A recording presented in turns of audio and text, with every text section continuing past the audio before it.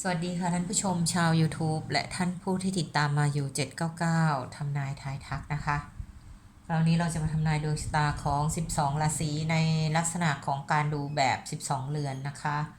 โดยใช้หลักโหราศาสตร์ไทยในการทำนายนะคะเป็นการทำนายดวงคาดการณ์นะคะประจำปี2563ไม่ว่าจะเป็นเรื่องการงานการเงินความรักสุขภาพนะคะเราจะมาเช็คดูซิว่าเป็นอย่างไรบ้างในสถานการณ์ของปีหน้าเนี่ยของชาวราศีตุลชาวราศีตุลสำหรับมายู799ก็จะยึดวันที่16ตุลาคมถึง15พฤศจิกายนนะคะราศีนี้จะเป็นธาตุลมนะสำหรับท่านที่ไม่ทราบวันที่เกิดแน่นอนนะไม่รู้จะเกิดราศีไหนนะคะแต่รู้ว่าตัวเองเกิดเดือนตุลาคมนะแต่วันที่ไม่รู้นะคุณก็สามารถเช็คราศีตุลได้เลยนะคะไม่ต้องซีเรียสกับการดูนะคะและอย่างถ้าเกิดท่านอยากดูเกี่ยวกับ12นักสัตว์นะเกี่ยวกับดวงคาดการปีมาอยู่799ก็จะทำออกมาให้กับท่านเร็วๆนี้นะคะแล้วก็เกี่ยวกับความรักนะในช่วงของปีหน้าในสถานการณ์แนวโน้มความรักจะเป็นยังไงนะเดี๋ยวเราก็มาดูกันนะคะในการทำนายดวงคาดการเกี่ยวกับความรักนะคะคนโสดจะพบกับคู่ไหมปัญหาต่างๆที่มันคาราคาซังอยู่ในเรื่องความรักของ12ราศีเนี่ยเดี๋ยวเราก็จะมาเช็คกันในคลิปถัดไปนะคะมาอยู่เจียวก็จะพยายามทำออกมาให้กับท่านให้ครบที่สุดแล้วก็ให้ทันนะคะทีนี้เรามาดูสถานการณ์ของชาวราศีตุลนะคะเป็นอย่างไรบ้างนะคะการทำนายครั้งนี้เป็นการทำนายรวมๆนะคะเพราะฉะนั้นอย่าซีเรียสนะถ้าท่านคิดว่าดวงชะตาดีอยู่แล้วนะคะถ้าเข้ามาดูก็อย่าจริงจังกับมันมากเกินไปนะคะสิ่งที่มันดีก็เป็นกำลังใจสิ่งที่มันไม่ดีอย่างน้อยก็เป็นแนวทางให้กับท่านได้บ้างนะคะที่จะทำอย่างไรดีนะคะทานศีลภาวนาเนี่ยทำไปเถอะนะคะมันเป็นสิ่งที่ดีๆสำหรับตัวท่านเองนะคะบางท่านก็ทำเป็นกิจวัตรอยู่แล้วนะคะแต่ว่าดูสถานการณ์ดูซิว่ามันเป็นอย่างไรนะในช่วงเดือนในช่วงมกราในช่วงปี2563นะคะจริงๆแล้วดูแล้วจากสถานการณ์ชาวราศีตุลเนี่ยนะมีแนวโน้มเป็นลักษณะที่ดีในลักษณะของการเงินเข้ามานะการงานนะคะมีโอกาสประสบความสำเร็จนะคะยิ่งต้นปีเนี่ยนะคุณมีโอกาสชีวิตเริ่มต้นใหม่ทุกเรื่องเลยนะคะเริ่มต้นการทำงาน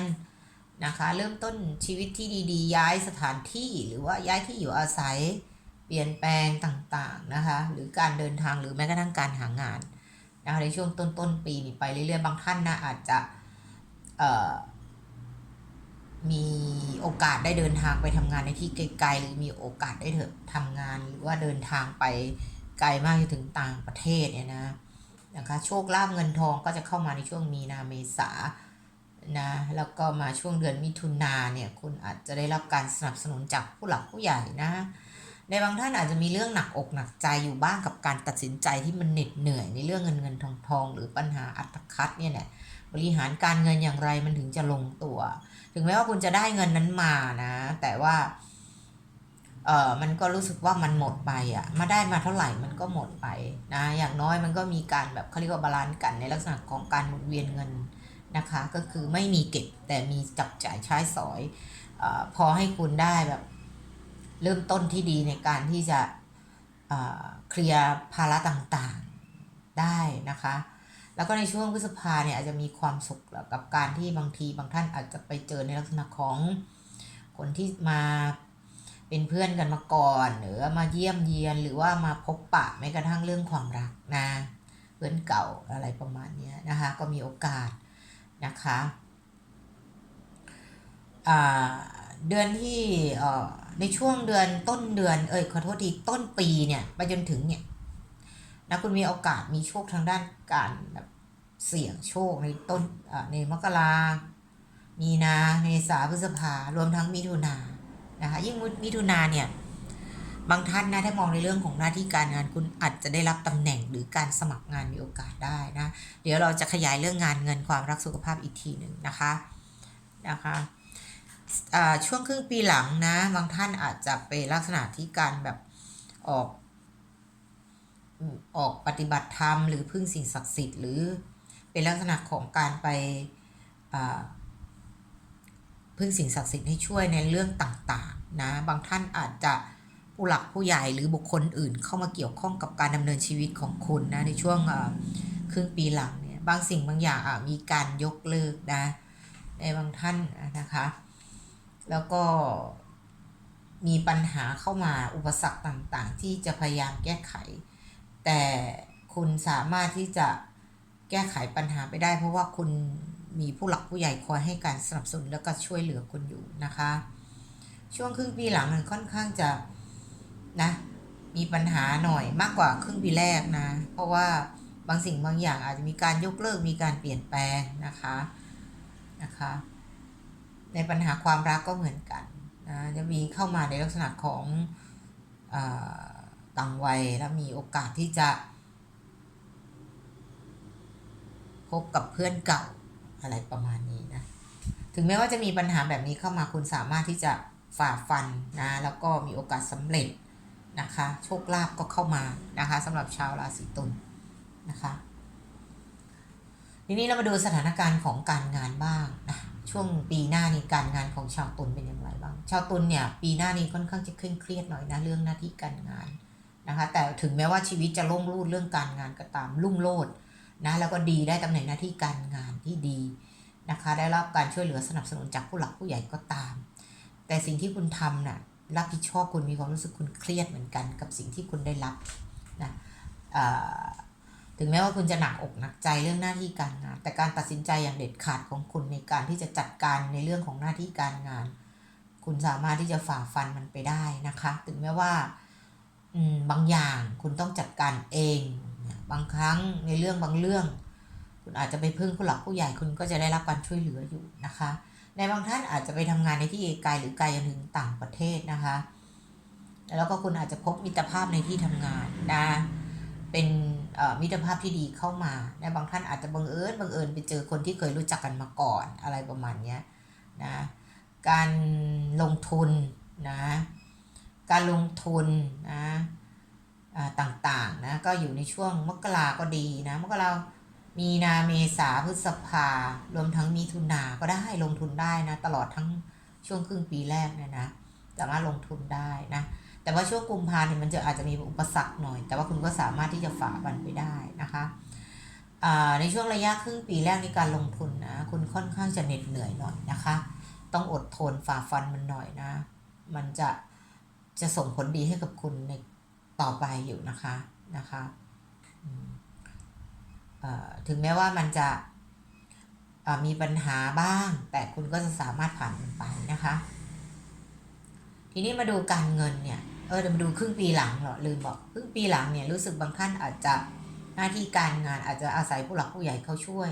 หรือการทำธุรกิจต่างๆการลงทุนต่างๆสัญญาต่างๆอาจจะมีการยกเลิกในช่วงครึ่งปีหลังเนี่ยนะคะหรือปัญหาต่างๆทำให้คุณคุ้นคิดมากเลย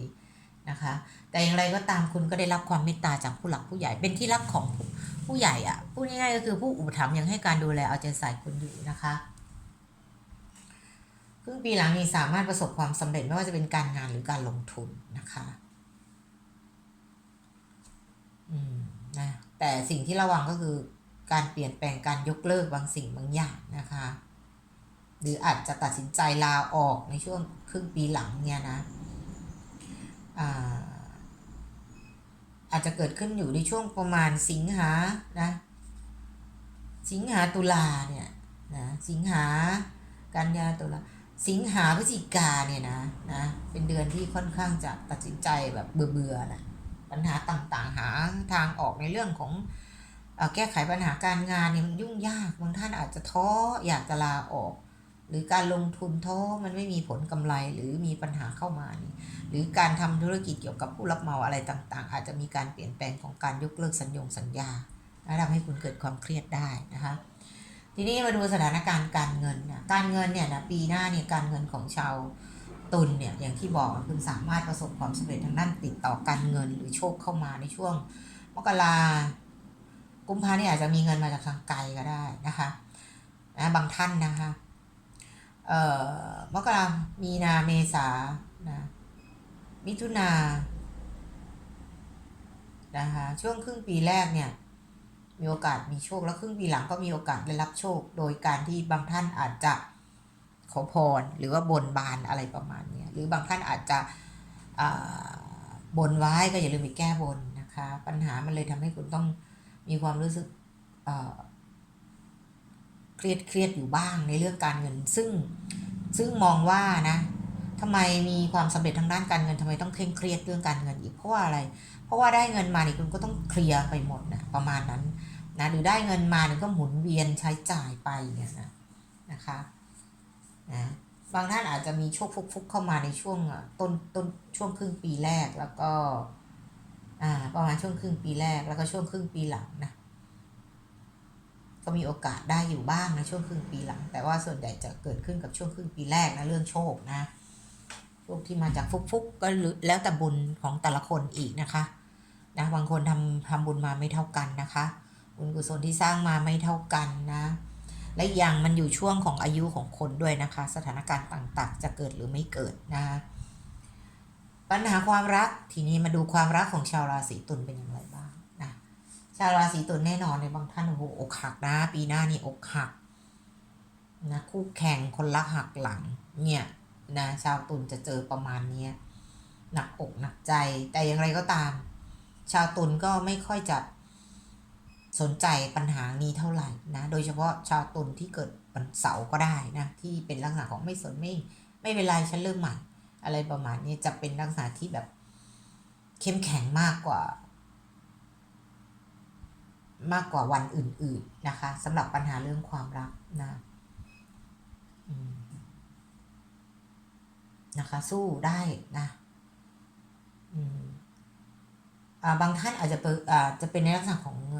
เจอเพื่อนเก่าหรือคนรักเก่าเข้ามาในช่วงครึ่งปีแรกเนี่ยหรือเริ่มต้นชีวิตใหม่เริ่มพบกันนะเริ่มพบรักอะไรประมาณนี้ปัญหาในเรื่องของความรักนะในบางท่านอาจจะเคลียร์กันตกลงกันได้อย่างลงตัวก็คือถึงแม้ว่ามันจะออกมาในรูปแบบไหนก็ตามนะคุณก็สามารถที่จะจัดการมันได้อย่างลงตัวนะคะในบางท่านที่ขอพรจากสิ่งศักดิ์สิทธิ์ในเรื่องของคู่ครองคุณมีโอกาสจะได้พบนะคะอาจจะเป็นต่างวัยเข้ามานะหรือบางท่านอาจจะอยู่ไกลกันนะไกลกันถึงต่างประเทศนะเข้ามาต่างวัยนะสำหรับคนที่ขอพรนะคะหรือบางท่านอาจจะเจอในลักษณะของเรือพ่วงนะคะในช่วงถ้าคุณเจอเรือพ่วงนะคุณจะเจอในช่วงท้ายในช่วงครึ่งปีหลังนะคะสำหรับม่ายที่เจอนะในเรื่องของความรักนะคะ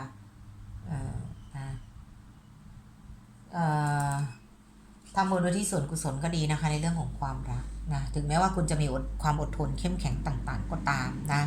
ความเครียดต่างๆที่มันยืดเยื้อคาราคาซังมาสำหรับชาวราศีตุลที่ผ่านมาในช่วงปีหน้านะมันจะทำให้คุณรู้สึกตกลงแล้วก็ลงตัวในปัญหาต่างๆที่มันเกิดขึ้นนะคะมันเลยทำให้คุณเกิดความเบื่อหน่ายบางครั้งในเรื่องของความรักบางท่านต้องออกปีกวิเวกหรือออกบวชหรือปฏิบัติธรรมในช่วงครึ่งปีหลังเนี่ยนะอย่างไรก็ตามคนที่เข้ามาเนี่ยนะของชาวราศีตุลถ้ามองในเรื่องของความรักนะคะอาจจะเป็นคนมีเครื่องแบบนะตำแหน่งนะหรือเป็นผู้ใหญ่เข้ามานะหรือต่างวัยเข้ามาแน่นอนนะชาวตุลนะคุณอาจจะพบนะอย่างไรก็ตามเดี๋ยวคอยติดตามดูดวงคาดการณ์ปีเกี่ยวกับความรักอีกทีนะคะจะไม่พูดรายละเอียดลึกลงไปนะคะแต่ว่าในเรื่องของความรักเนี่ยนะค่อนข้างจะหนักหน่อยนะแต่ว่าก็ผ่านไปได้นะกับปัญหาทั้งความเครียดโดนหักหลังหรืออกหักหรือการยกเลิกในบางสิ่งบางอย่างที่ตกลงกันนะกับคนรักนะคะแต่อย่างไรก็ดีคุณก็สามารถที่จะผ่านพ้นมันไปนะคะด้วยบุญกุศลในบางท่านที่ทำอยู่แล้วนะคะสะสมบุญมาแล้วผลบุญก็จะส่งผลบุญให้คุณสถานการณ์มันอาจจะทำให้คุณไม่ค่อยเครียดกับมันมากนักนะถึงแม้ว่าจะหนักใจคุณก็สามารถที่จะฝ่าฟันมันไปได้นะคะท้ายปีเนี่ยธันวาคมคุณก็อาจจะแบบคือมีความสุขนะมีความสุขในช่วงธันวานี่จะเข้ามานี่ก็ได้ธันวาข้ามไปถึงมกราเนี่ยนะจะพบกับสิ่งที่ดีๆนะมีโอกาสได้ไปไหนมาไหนด้วยกันอยู่นะคะ ำหรับบางท่านทีนี้เรามามองสถานการณ์ของสุขภาพของชาวราศีตุลบ้างนะคะชาวราศีตุลส่วนใหญ่ในปีหน้านี้ค่อนข้างจะไม่ค่อยจะมีปัญหาเรื่องสุขภาพที่หนักเท่าไหร่นะคะถ้าคนเจ็บป่วยอยู่แล้วก็คงจะทรงตัวไม่ทำให้สุดหนักมากนะคะบางท่านอาจจะได้รับการช่วยเหลือหรือว่าดูแลจากบุตรหลานหรือครอบครัวเป็นอย่างดีนะคะถึงแม้ว่าบางท่านอาจจะมีปัญหาในลักษณะของการไปรักษาแต่ว่ามันก็ในลักษณะของการทรงตัวนะมันก็ไม่ทำให้สุดลงไปมากกว่านี้ส่วนคนที่มีสุขภาพดีอยู่แล้วก็เป็นการเจ็บป่วยเล็กๆน้อยๆในช่วงครึ่งปีหลังนี่นะคะต้องระมัดระวังนะคะความเบื่อหน่ายต่างๆส่วนใหญ่จะเกิดจากชาวราศีตุลนะปัญหาการหาทางออกทำให้คุณเกิดความเครียดนี่แหละถึงแม้ว่าสิ่งต่างๆที่มันแก้ไขปัญหาได้ทำให้คุณดีขึ้นมาในระดับหนึ่งนะสำหรับชาวราศีตุลนะคะถ้าจะว่าโดยรวมๆแล้วนะคะถ้าจะบอกโดยรวมๆแล้วนะชาวราศีตุลแล้วก็ถือว่าอยู่ในเกณฑ์ที่ประสบความสำเร็จอยู่นะคะถึงแม้จะมีปัญหาเข้ามาบ้างแต่คุณก็สามารถที่จะฝ่าฟันกับปัญหาอุปสรรคต่างๆได้อย่างสำเร็จนะคะอย่างที่บอกปัญหาที่เข้ามานะคะความเครียดต่างๆเรื่องความรักเนี่ยค่อนข้างจะมีปัญหาเยอะหน่อยนะคะสำหรับชาวตุลถึงแม้ว่าจะมีปัญหาคุณก็สามารถที่จะสู้กับมันอยู่กับมันให้ได้นะประมาณนั้นชาวตุลจะเป็นอย่างไรอย่างนั้นนะคะในช่วง2563นะคะทั้งนี้ทั้งนั้นมันก็ขึ้นอยู่กับบุญของแต่ละคนด้วยนะคะโอเคนะคะก็จบคำทำนายของชาวราศีตุลดวงคาดการณ์ปี2563ไปเพียงเท่านี้นะคะถ้าเกิดท่านไหนไม่ชอบการทำนายก็ขอให้ผ่านไปนะคะส่วนคนที่ชอบกันนะยังไงก็อย่าลืมกดไลค์กดแชร์กดติดตามกันต่อนะคะจะได้ทำคลิปใหม่ๆออกไว้ท่านได้เช็คดวงอีกในคราวต่อไปนะคะโอเคค่ะขอบคุณค่ะ